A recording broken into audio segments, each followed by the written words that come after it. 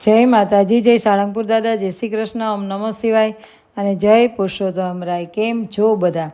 તો આજે આપણે છે ને અધિક માસના આ પાવન દિવસોમાં આપણે સાંભળીશું સ્વર્ગની નિસરણીના આ 7 પગથિયાનો મહિમા.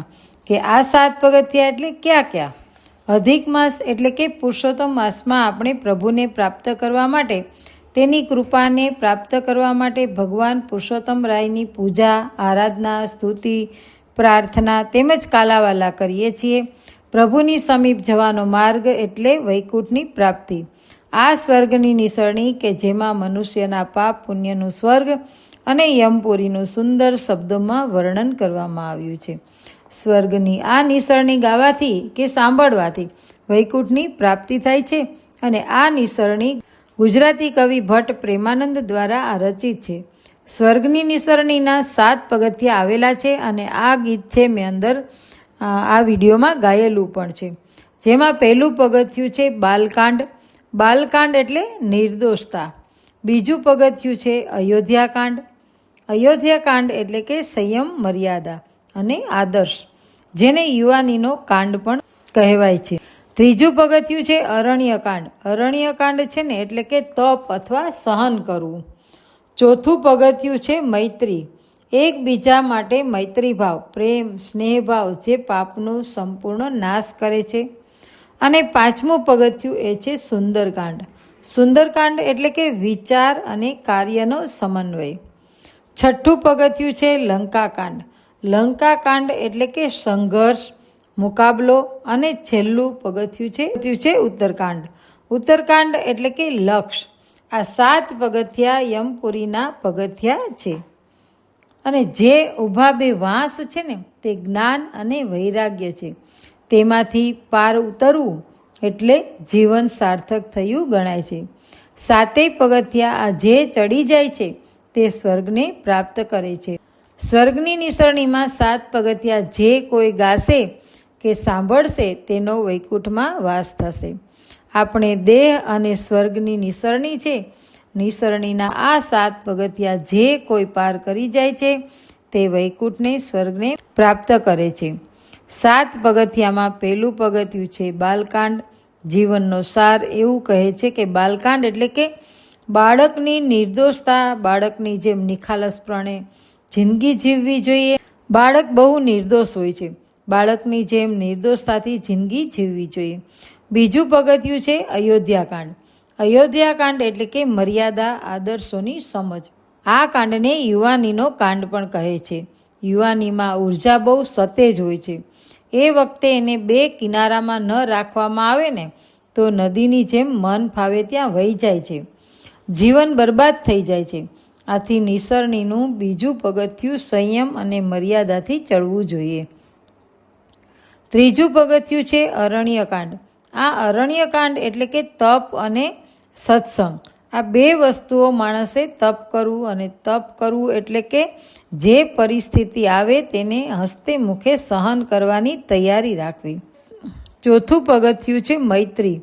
એકબીજા માટે મૈત્રી ભાવ એટલે કે દુશ્મન ભાવ બિલકુલ નહીં. પ્રેમથી જ પાપનો સંપૂર્ણ નાશ થાય છે. પ્રેમ હોય તો મારે નહીં, છેતરે નહીં. પ્રેમ હશે ત્યાં પાપ થઈ જ નહીં શકે. પ્રેમ અતિ પવિત્ર, અદ્ભુત શબ્દ છે. બધા વચ્ચે મિત્રતા પરસ્પર રહે. પરિવારના સદસ્યો વચ્ચે, પડોશીઓ વચ્ચે, દેશ વચ્ચે મૈત્રી આવે તો અદ્ભુત પરિણામ આવે છે. અને 5મું પગથિયું છે સુંદરકાંડ. વિચારને કાર્યાન્વિત કરવો. વિચાર આવે તેને કાર્યમાં મૂકવો. કિષ્કિંધા કાંડમાં જેટલા લોકો છે ને એ બધા વિચાર જ કરે છે. વિચાર અને કાર્યનો સમન્વય એટલે સુંદરકાંડ. માનવ જીવન મળ્યું છે તો વિચાર કરવાનો, સમ્યક નિર્ણય પણ લેવાનો. 6થું પગથિયું છે લંકાકાંડ. માણસમાં નિખાલસતા હશે તો સ્ટમકતા આવી જશે. માણસ સહન કરતો હશે, સત્સંગ કરતો હશે, બધાની સાથે મૈત્રી રાખતો હશે, વિચાર સાથે વર્તન પણ કરતો હશે. આટલું થશે પછી એના જીવનમાં સંઘર્ષ આવશે. સોનાને જ અગ્નિમાં તપવું પડે છે. બહુ મુકાબલો કરવો પડશે. સંઘર્ષ વખતે શિવને યાદ કરજો. શિવ ઉપાસના, શિવ ભાવ, શિવ કાર્ય, સંઘર્ષમાં મદદ કરશે. શિવ દ્રષ્ટિ, શિવ વિચારોથી સમાધાન પ્રાપ્ત થાય છે. પૂર્ણ સમાધાન 7મું અને છેલ્લું પગથિયું છે એ ઉત્તરકાંડ. માનવ એ જ રામાયણનું કેન્દ્ર અને લક્ષ્ય છે. સમગ્ર પ્રશ્નોના સમાધાન થઈ ગયા છે. આ નિસરણી આમ ચડે તો સ્વર્ગમાં લઈ જાય, પણ ઉલટી ઉતરે તો નર્કમાં લઈ જાય.